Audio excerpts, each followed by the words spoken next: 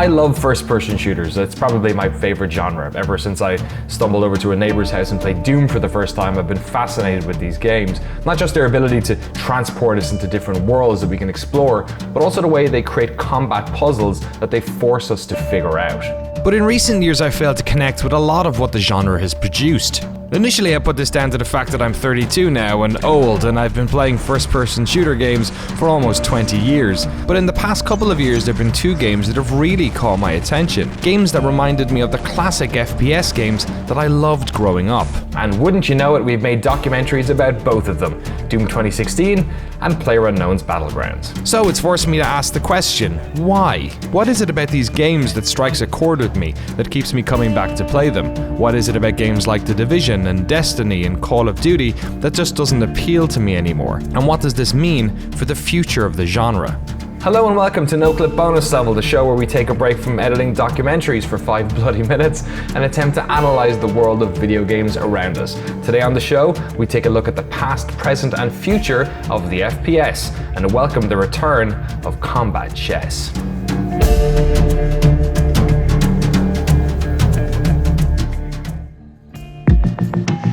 Back in the 90s, a shooter was only as good as the guns it brought to the table. Guns weren't just guns, they were your moves, your actions. In Street Fighter, you had punches, jumps, throws, and kicks, moves with strengths and weaknesses that were best used in certain situations. In Doom, you had moves too, your weapons. Back then, the main difference between these weapons was the amount of damage they inflicted, but they had other characteristics which influenced when we used them. The pistol was weak, but it could be fired quickly. Shotguns were slow to reload, but devastating at close range. And rockets had to travel before they hit a thing, but when they did, they had powerful splash damage, perfect for groups or asshole techno spiders. As the genre evolved, so too did our weapons. Cerebral bores, flak cannons, gravity guns, laptop guns, energy swords. It was a digital arms race, with each game trying to outdo the last with its own unique arsenal. But nuanced, interesting guns are useless without interesting enemies to use them against. And so as the weapons became more varied, so too did our targets. This was the golden age of the first-person shooter, with interesting worlds filled with a variety of weapons and enemy types. We were wowed by games like Half-Life, the Halo series, First Encounter Assault Recon. It wasn't enough for you to simply be accurate. These games required you to think about what you were shooting at.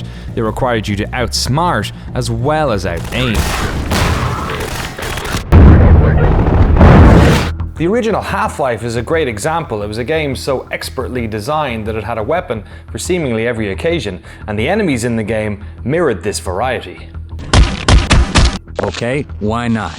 Didn't want to die alone anyway. Zombies had timed melee swings that could be easily countered with a crowbar. Vortigaunts charged up to shoot a powerful blast of energy at the player, but this could be countered by rushing them with a shotgun before they had time to fire. The headcrabs were there to teach you how to aim the pistol. The hound eyes had no projectile attack, and so helped you practice how to move and shoot at the same time. The alien grunts had homing weapons that fired at you when you were in sight, so the best gun against them was the Gauss gun, which mirrored the charging attack of their Vortigaunt friends. And of course, the pièce de résistance, the Marines of Half-Life. They ran around frantically trying to flank you while throwing grenades and stopping to shoot. Notice that? They never run and gun, they always plant themselves before firing. So, trip mines could be used to cover your flanks, while one well-timed shot with the crossbow, a weapon basically useless against moving targets, could drop a stationary marine in an instant. This is how shooters used to work. As players, we evaluated the strengths and weaknesses of our enemies in real time. We looked at the layout of the level, and through deductive reasoning, we came away with strategy. We decided which guns to use and why. Shooters, like fighting games, like RPGs, were strategic. They were more than just a shooting gallery that rewarded quick reflexes. Most of the shooters I played as a kid rewarded logic too. And as good as it feels to outshoot an enemy, outsmarting an enemy is far more powerful. Artificial intelligence and combat design were the driving forces of the FPS genre for many years, but there were other innovations playing their part too. First of all, level design. In a short number of years, we went from blue corridors to skyscrapers floating in space to large open maps on distant worlds. Then there was the rise of multiplayer gaming, which also began communities of players who had input and influence on the design of the games they were playing. As the genre continued to evolve, so too did the taste of its players, and it wasn't long before subgenres began began to emerge. Some gamers liked to lean deep into tactics, giving rise to milsims. Others preferred games that were easier to play but emulated the exciting bombast of blockbuster films. Levels became larger and eventually matched the scope of their RPG brethren. Other shooters added logic puzzles to their world and allowed various ways to complete their levels, giving rise to the immersive sim. There were horror games, comedy games, and FPS for every occasion. The genre flourished. FPS games became larger, more detailed, more complex. But as the cost of AAA development began to rise, publishers began to become more risk-averse, and they started to look at different ways to keep players playing that didn't involve creating so much content. Well, eventually they got their answer, and the answer came from a rather unlikely source. Call of Duty 4 Modern Warfare introduced something revolutionary to its multiplayer mode, an RPG-style leveling system which tracked the player's progress and rewarded them for playing. Now, every time you got a kill, you received experience points. Every time you assisted, every time you completed a match, a challenge, or an objective. The game handed out participation trophies faster than free samples at a food court, and with this XP, you unlocked new guns, new perks, new game modes. And it turns out, our brains really enjoyed this. It wasn't the first time an RPG mechanic was added to a shooter, but it did mark a fundamental shift and was a bellwether for many other large publishers. By adding progression to multiplayer, Infinity Ward had figured out how to keep players playing. Less players traded the games in, and the games kept selling for months, even years after the game's initial release.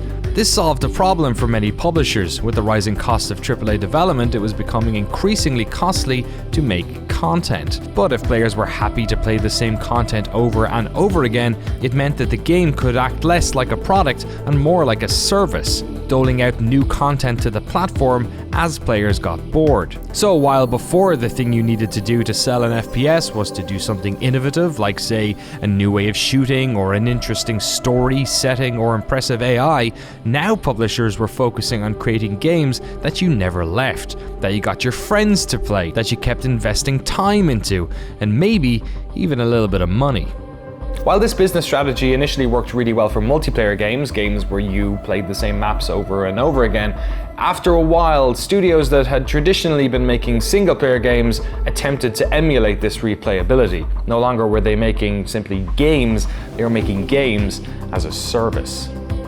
I have to admit, I was pretty dismayed once I'd heard Bungie had penned a 10-year deal with Activision. The cynic in me knew this was probably Activision's attempt to emulate the success of World of Warcraft in the first-person genre, and to create the ultimate games-as-a-service FPS. What eventually emerged was Destiny, a loot-driven shooter centered around social play, where story and combat design came second to simply creating enough replayable content to keep people playing weeks and months after its release.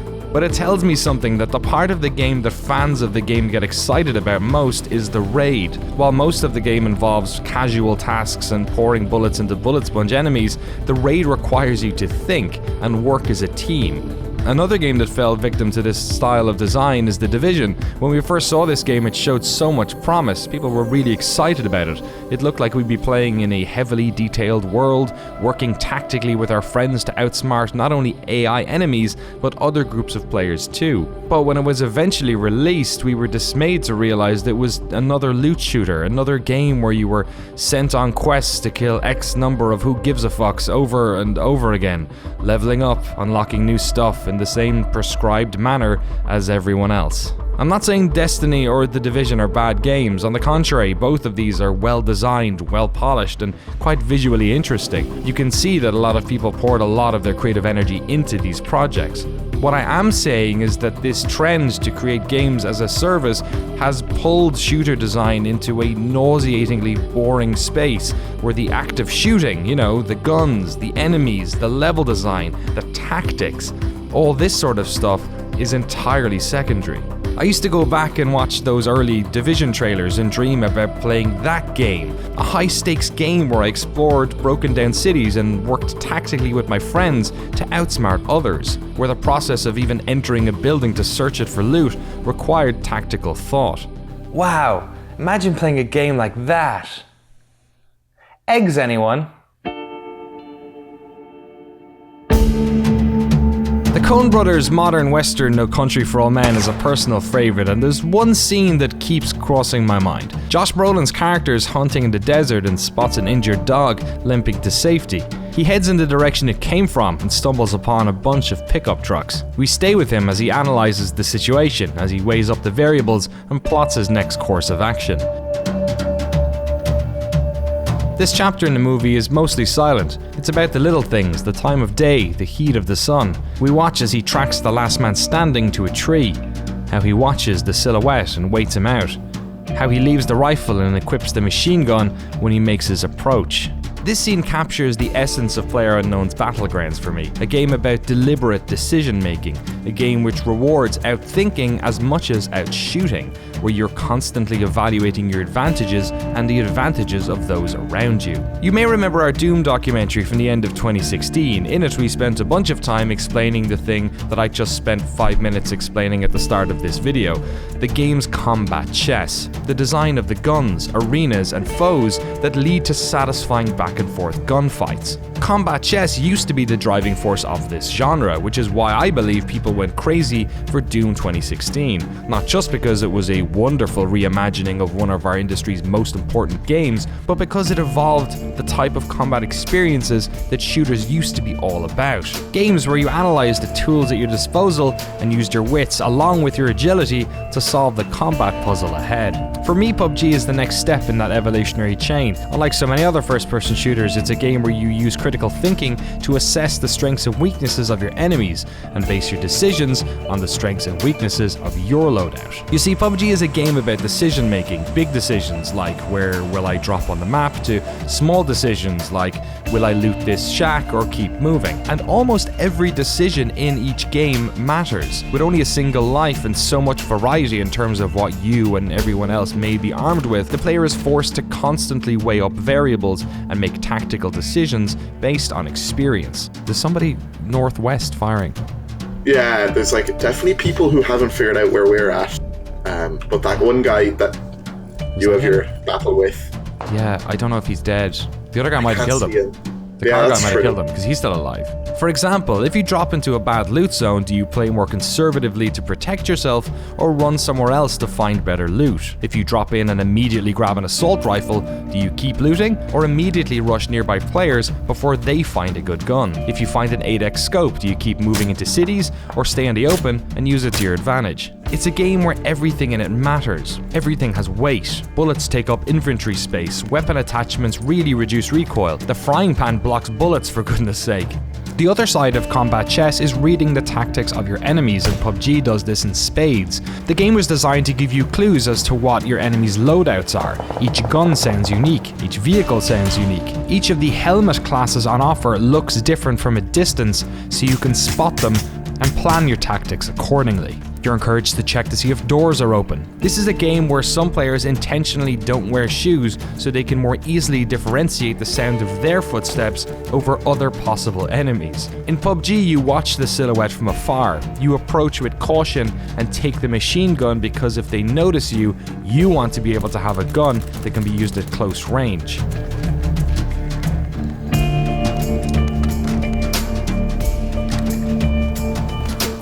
In PUBG, if you're armed with a shotgun and somebody has entered the house you're in, you camp on the other side of a bedroom door and wait for them to come to you.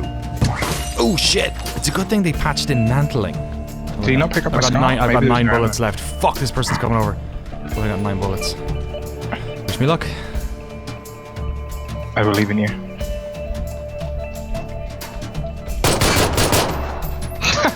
Didn't even need Nice. it. This game's so fucking stupid, I love it. Game of the year, baby. Yeah.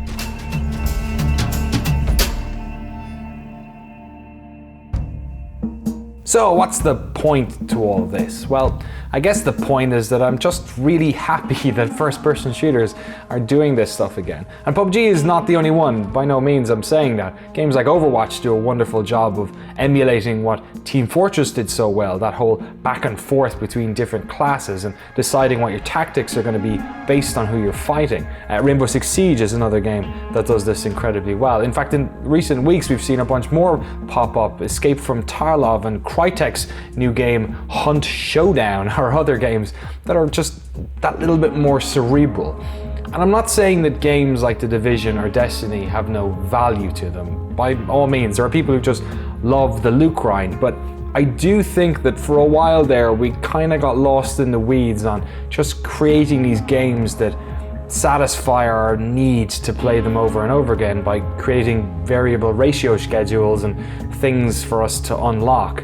After a while, it just became a bit boring, and what's great about games like PUBG is that once again, first-person shooters are respecting our intelligence and our ability to problem solve on the fly. To me, problem solving on the fly, combat chess, is what I love about this genre. And for me, I'm really happy that games are going in that direction again.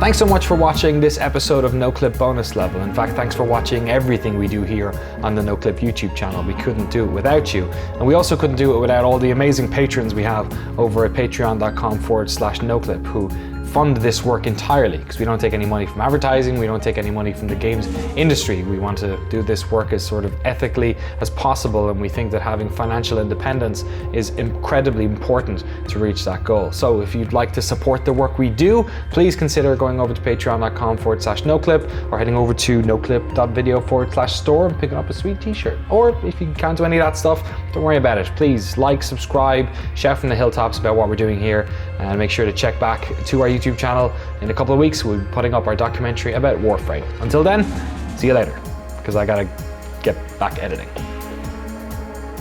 Editing! Oh, I've deleted everything. Fuck.